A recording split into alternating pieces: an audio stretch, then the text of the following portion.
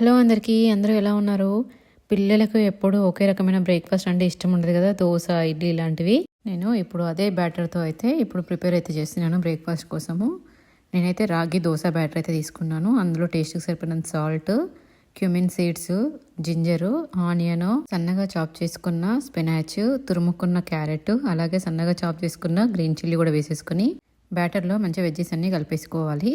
Next ఒక pan పెట్టేసుకొని కొంచెం ఆయిల్ వేసేసుకొని అది వేడైపోయిన తర్వాత కొంచెం పోపు వేసేసుకోవాలి. ఆవాలు, జీలకర్ర, నువ్వులు, కోరియండరు అండ్ అలాగే కర్రీ లీవ్స్ కూడా వేసేసుకొని ఇందాక ప్రిపేర్ చేసుకున్న బ్యాటర్ వేసేసుకొని మొత్తం స్ప్రెడ్ చేసేసుకోవాలి ప్యాన్ మొత్తము. స్టవ్ని మీడియం ఫ్లేమ్లో పెట్టేసుకొని ఒక సైడ్ కుక్ చేసుకున్నాక అది కొంచెం కుక్ అయిపోయిన తర్వాత ఇంకో సైడ్ టర్న్ చేసేసుకొని ఇంకో సైడ్ కూడా మీడియం ఫ్లేమ్లోనే కుక్ చేసుకోవాలి.